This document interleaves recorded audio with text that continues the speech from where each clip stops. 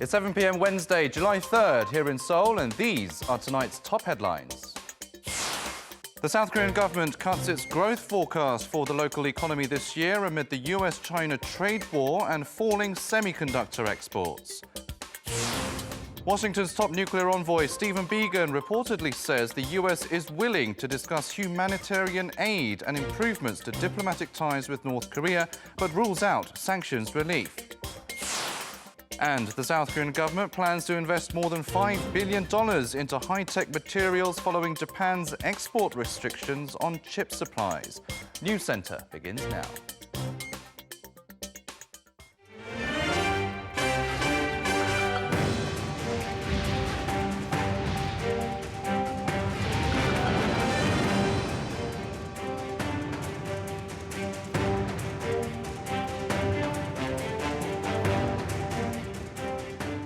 Good evening and welcome to Arirang News Center, coming to you live from Seoul. I'm Arirang.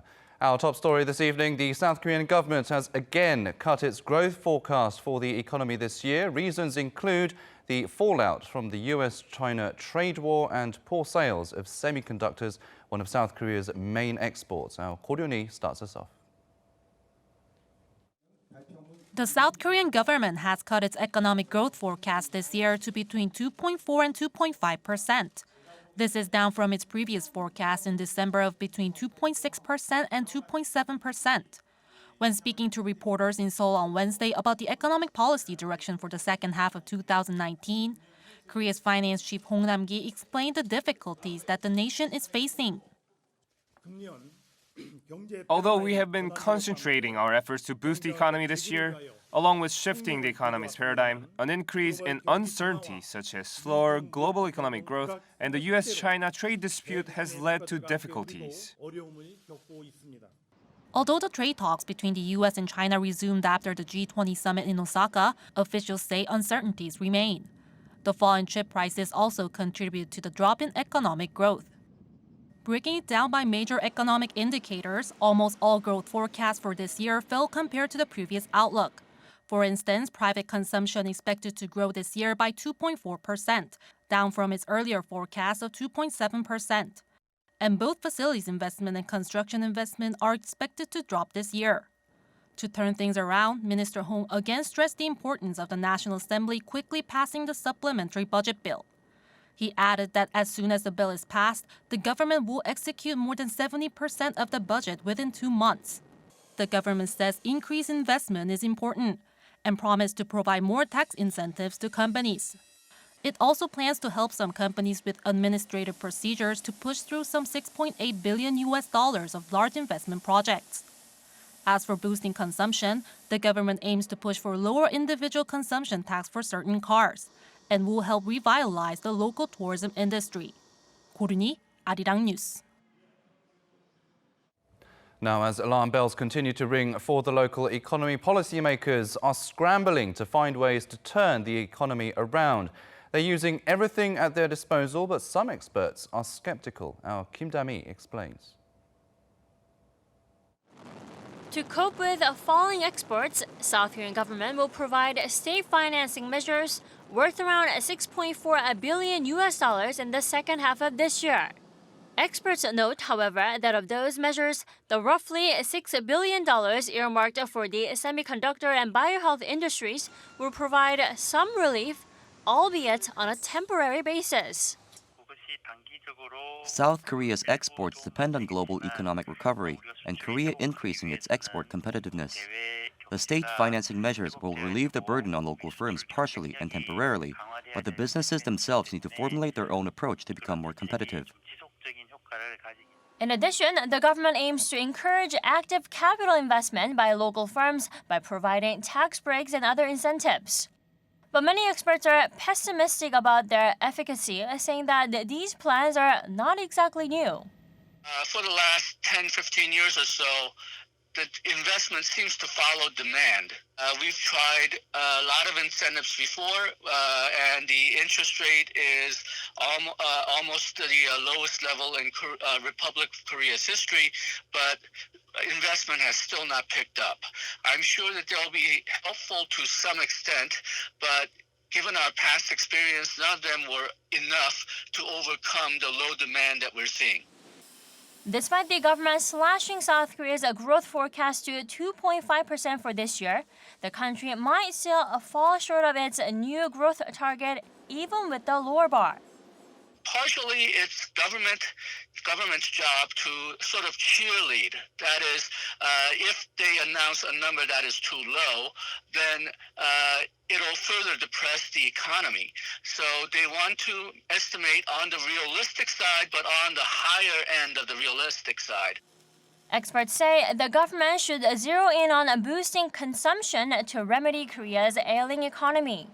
Given the unpredictable nature of external conditions, South Korea should focus on what it can control by encouraging consumption, which could have a knock-on effect of stimulating investment as well.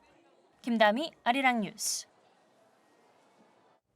The South Korean government is taking action against Japan's export curbs on chip supplies. Seoul announced earlier today that it plans to invest more in high-tech materials to lower its dependence on Japanese firms. Our Seon-young with the details.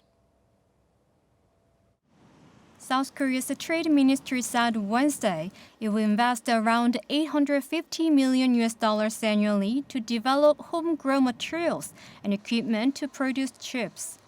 The announcement comes after Japan said Monday it will tighten regulations on export of high-tech materials to Korea.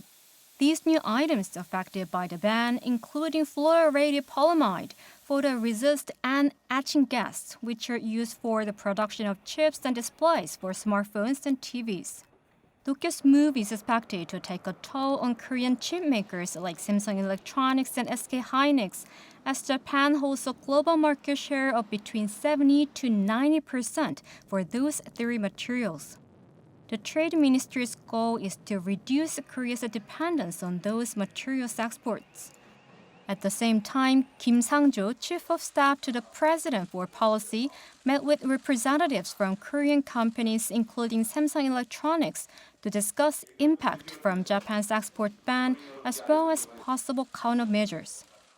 He added that the government will contact other major conglomerates as well regarding the matter. I have communicated directly with major Korean companies, including the top 5 business groups, and told them that the government and the business community should cooperate closely for the sake of our national interest. He also added that the government will do its best to ease economic uncertainties both at home and abroad. 서은경, Arirang News. When the leaders of South and North Korea and the U.S. met this past weekend, Kim Jong-un apparently thanked President Moon Jae-in for helping arrange it. A high-ranking official at the Blue House told reporters earlier today that shortly after crossing the military demarcation line into the south, Kim expressed gratitude to Moon as they held hands, though the official couldn't reveal exactly what Kim said out of diplomatic courtesy. Before President Trump crossed over into North Korea, the official said he asked Moon whether he could do so, to which Moon said it would be fine if he would like to shake hands with Kim and then cross while holding hands. And since the historic three-way encounter between the leaders of the two Koreas and the United States, North Korea has abstained from its usual rhetoric aimed at Seoul and Washington. Oh Jung-hee tells us more. No barbs and vitriol aimed at Seoul and Washington have come out of North Korea since Sunday, when the leaders of the two Koreas and the U.S. met at the inter-Korean border village of Panmunjom. For 3 days since the historic encounter, North Korean media outlets have not released any reports blasting Seoul and Washington. On Wednesday, North Korea's ruling party newspaper Nodongshinmun released an op-ed calling for further efforts to achieve self-reliance and economic development. But it did not use any strong language that condemned sanctions and what it calls U.S. imperialism like it used to. Regarding the South, North Korean propaganda outlets released articles calling for peace on the Korean Peninsula and implementation of inter-Korean summit declarations in earnest. All this is in stark contrast to what was seen in weeks prior to the DMZ encounter. North Korea used many channels and platforms to denounce South Korea and the U.S., even taking direct aim at President Moon Jae-in. Analysts attributed the change in attitude to the North's interest in showing its willingness to match footsteps with Seoul and Washington on the dialogue path rejuvenated through the Panmunjom meeting.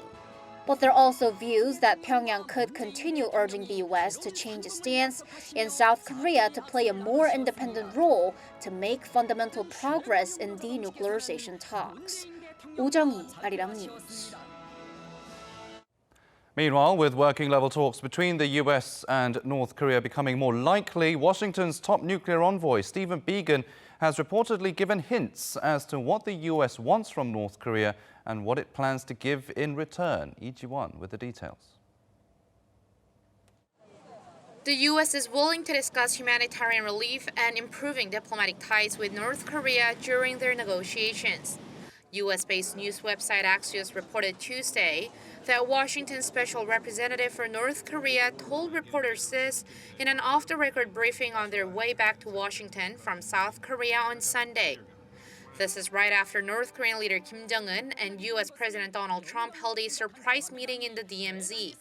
Biegun reportedly said that Washington wanted a complete freeze of the North's weapons of mass destruction while the two sides are carrying out their negotiations. Along with that, the administration wanted an idea of an end state, and then within that, they would have a discussion of how to carry out North Korea's denuclearization. Biegun also said the U.S. is not ready to lift the sanctions against the regime, even if it freezes its weapons program.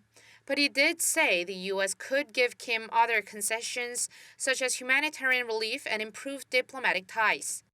While he did not go into the details of what those could be, a joint liaison office is thought to be a possible option, as it's known to be one of the items the two sides were open to at the Hanoi summit in February. Biegun is also known to have said that he was open to some give and take along the way to North Korea's denuclearization, and that they want to take pieces off the board, hinting at a step-by-step implementation of their agreement. A State Department spokesperson, however, declined to comment to Axios on the story. With the two sides holding working-level talks in the next 2 weeks or so, eyes are on whether this proposal will lead to a breakthrough in negotiations. Lee Ji-won, Arirang News. The Washington Post has reportedly suggested that new blood in North Korea's negotiating team could prove the catalyst for a breakthrough in future denuclearization talks. Kim Yo-sun tells us more. North Korea's former top nuclear negotiator Kim Young-chul reportedly displayed an arrogant attitude towards U.S. Secretary of State Mike Pompeo and his aides during previous denuclearization talks. Citing American officials, the Washington Post reported North Korea's new negotiating team could bring fresh progress to Pyongyang-Washington negotiations. It also noted the Trump administration hopes the chemistry between the two leaders will unlock a spirit of cooperation that has been absent from the working-level negotiations between the two countries. The article forecast the North Vice Foreign Minister Choi Sun-hee could be U.S. Special Representative for North Korea Stephen Biegun's counterpart. Such analysis comes as Pompeo told reporters Sunday that the regime's foreign ministry would be leading the denuclearization talks, confirming a shift from the United Front department. Quoting experts, the article suggested Washington needs to have a shared understanding with Pyongyang on the detailed conditions of denuclearization and secure a better assessment of the regime's nuclear weapons inventory.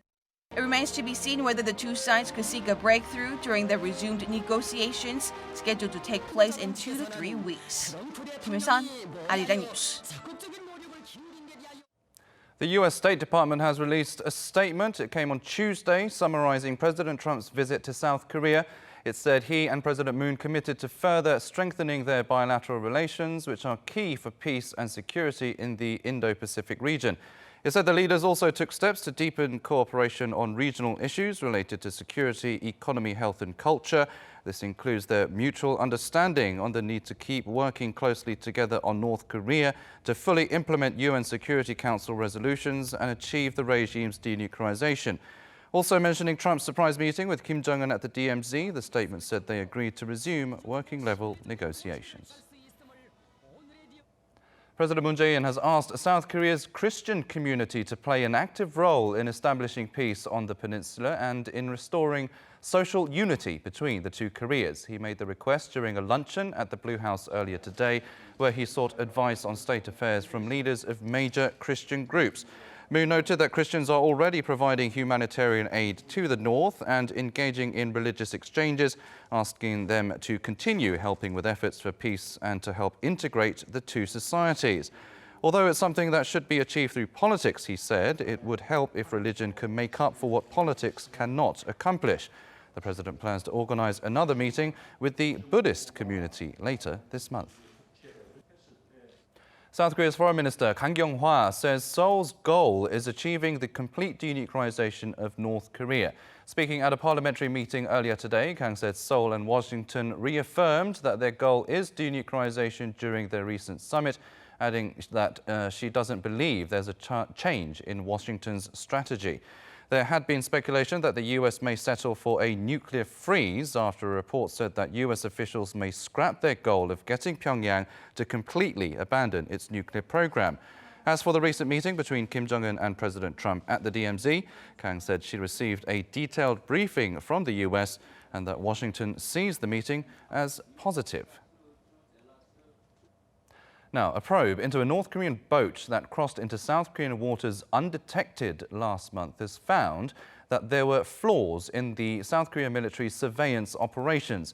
Before announcing the results, South Korea's defense minister again apologized for the lapse in border security. Kim Ji-yeon reports.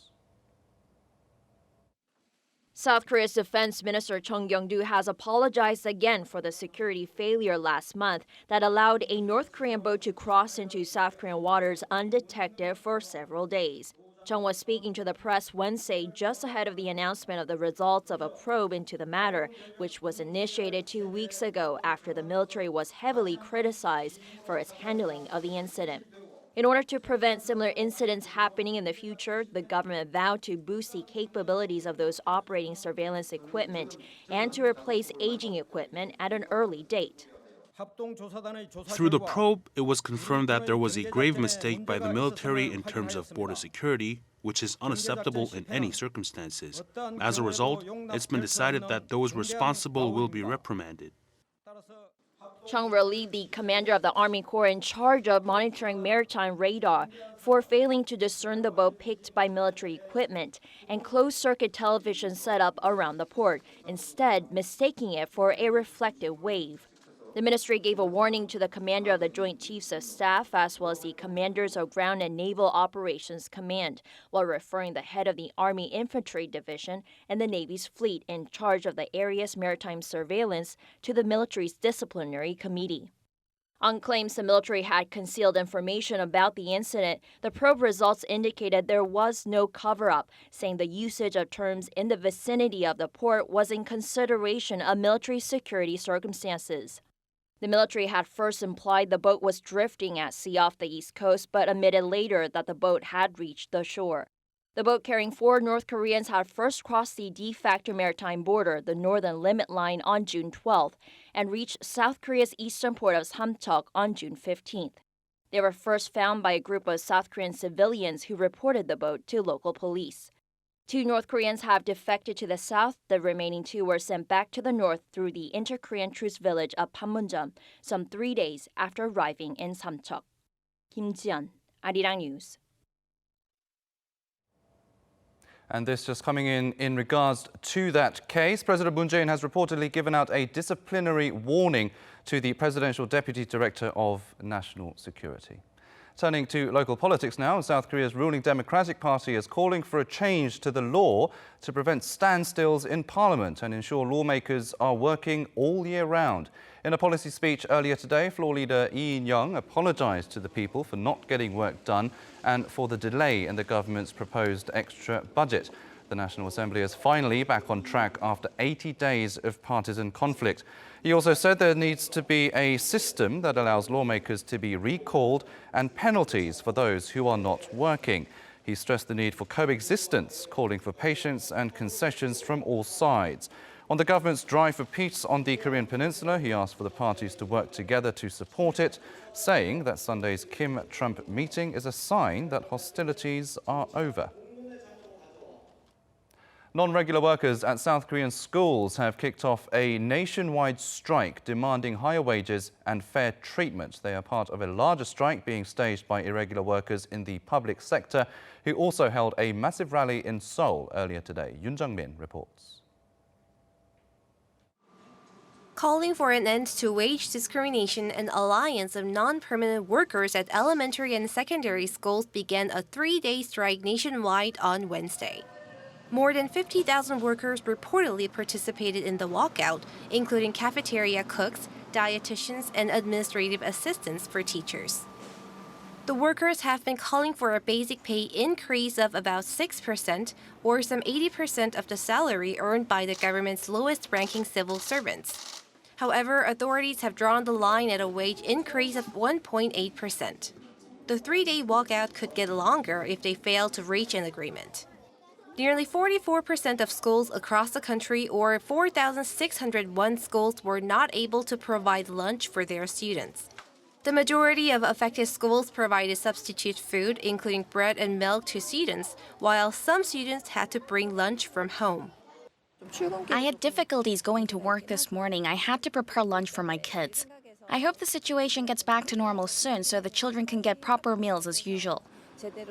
Other schools, mostly middle and high schools, have not arranged alternative options, as most schools finish early this week due to final examinations. As for after-school daycare services, teachers and regular school employees were mobilized to cover for the workers participating in the walkout. On the same day, tens of thousands of non-regular workers in the public sector held a rally in Seoul, demanding an end to discrimination and urging the government to reclassify them as regular workers, as promised.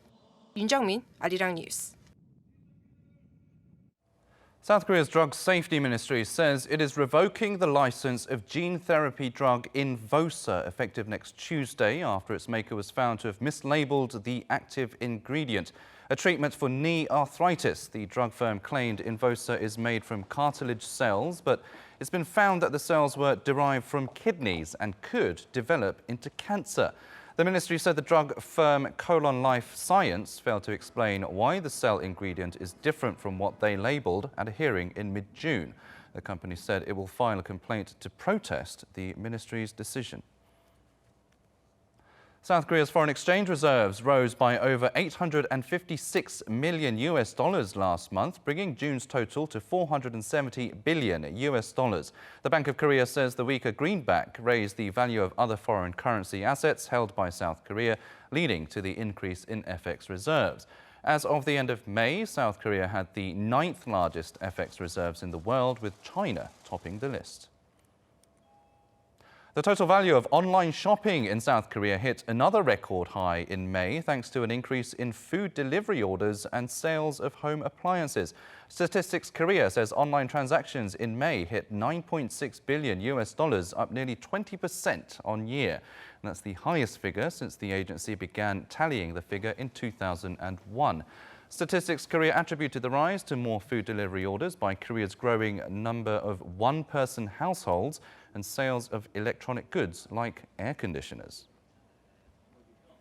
Seoul is turning the subway stations on line number 2 into what it calls smart stations. Seoul Metro plans to install a new ICT-based station management system at all 50 stations along the Green Line by next March. This will improve the management of one of Seoul's busiest lines through the use of 3D maps, IoT sensors, and advanced CCTV. That, in turn, will improve safety, security, and operational efficiency. This summer, South Korea issued heatwave warnings earlier than usual, so people are concerned about the effects heat can have on their health. Our Choi Si-young spoke with an expert to find out more. Heat waves can cause several health problems, most notably heat exhaustion and heat stroke. Heat exhaustion is a direct result of the body overheating and is identifiable by symptoms such as muscle cramps, excessive sweating, and cold skin. Staying hydrated is the key to lessening its severity. If heat exhaustion goes unaddressed, heat stroke follows. Heat stroke is a much more serious condition and requires emergency treatment. Loss of consciousness and multiple organ failure occur during heat stroke and can lead to death. The most important thing to do is to drop the body's core temperature. The heat wave can also harm your body in many ways, and not just physically. Experts say it can also trigger mental health conditions such as anxiety and depression. Heat wave causes sweating and dizziness that can bring on anxiety. The high temperatures raise stress levels and lower the capability to cope with it, inviting depression. And health professionals say it is difficult to tell whether your anxiety or depression is the result of the hot weather. They recommend consulting with a doctor immediately if you're worried about your mental health. Physicians say staying hydrated and keeping cool is key to prevent these illnesses. Choi Xiong, Arirang News. Today, July 3rd, marks the 10th International Plastic Bag Free Day. Many countries, including South Korea, have been trying to get rid of plastic bags in favor of more eco-friendly options. Hong Yu with the details. In 2008, after efforts by Spanish environmental group Recero and other environmental groups from around the world, July 3rd was designated International Plastic Bag Free Day. On this day, various organizations and hundreds of citizens around the globe raise awareness on the environmental impact and hazards of single-use plastic bags and promote more sustainable solutions. With plastic waste a serious issue worldwide, many countries have begun enforcing strict measures on the use of plastic bags, including here in South Korea, where major supermarkets and shopping malls were banned from giving single-use plastic bags in April. Thailand began to charge for plastic bags in some of its shopping malls and supermarkets from Wednesday. The Maldives passed a resolution on Monday to prohibit the use of plastic bags and straws completely by 2025. And Japan announced at the G20 ministerial meeting on energy transitions and global environment for sustainable growth their plan to charge for plastic bags used in retail stores starting from next April. Hong Yu, Arirang News.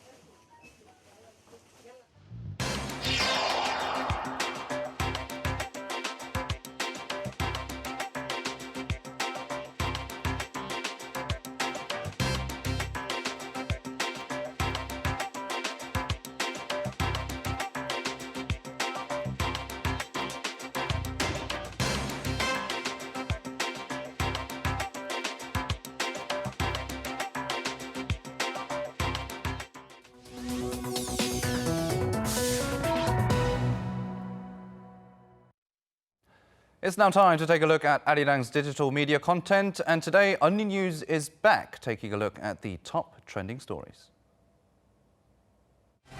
Hi everyone, I'm Min Jung-min, a news reporter at Arirang TV, and welcome to Unnie News.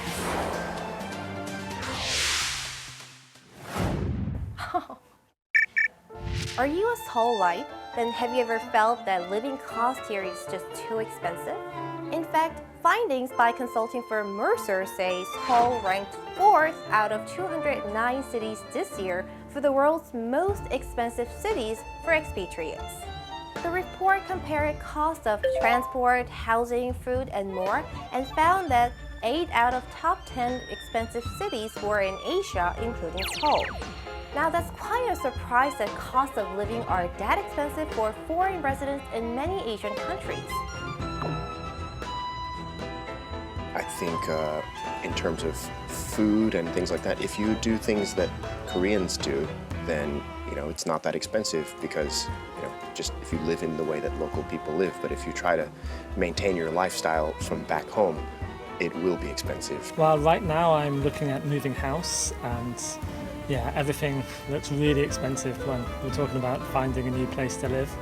Mostly housing prices were high in cities like Hong Kong, Tokyo, or Seoul.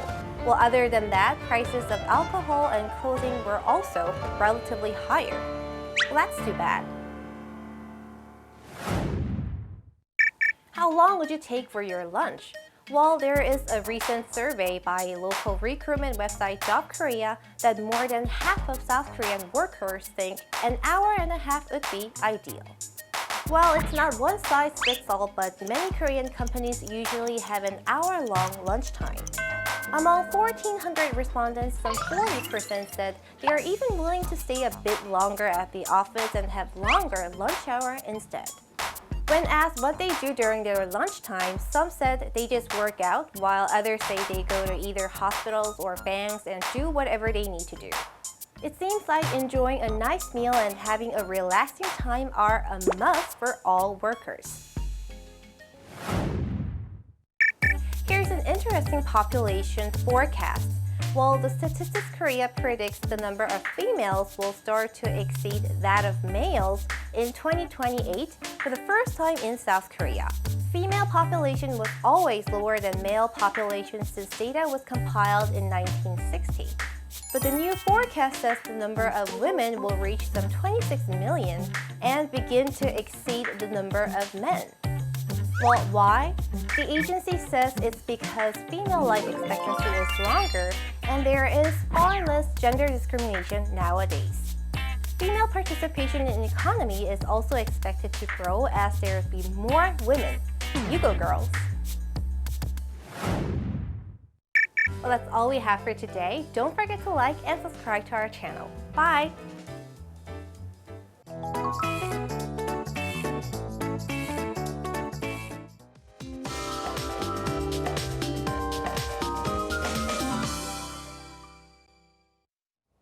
Daytime highs are rising by the day, with heatwave alerts being issued nationwide. For more details, let's turn to our Michelle Park at the Weather Center. Michelle. Hi, now the pause in the monsoon rain has brought sweeping heat waves across the nation. Now today wasn't stinging as the sun was covered up in blankets of clouds, but tomorrow will be different. In fact, it will be hotter with the sun shining right over our heads. And with the mercury expected to soar higher than today, a heat wave advisory has been issued for the capital Seoul for Thursday. So if you are outside, make sure to catch a break in the shade and drink lots of water to stay hydrated. And as we start off our day, temperatures will mostly be within 19 to 21 degrees Celsius. Now Seoul and Busan will be kicking up to 21 degrees, while Chuncheon is slightly lower at 19 degrees. Now some regions will see a 10-degree jump into our day, now with Seoul topping up to 32 degrees, and Daegu at 34 and Gyeongju at 33 degrees. And currently, the monsoon front is lingering in the far south, and it's expected to track back up this weekend, but it won't make it up high enough and only bring a light drizzle over on Jeju. Now, the rest of our country can expect it to be hotter under clear skies throughout the weekend. I'll leave you with the weather conditions around the world.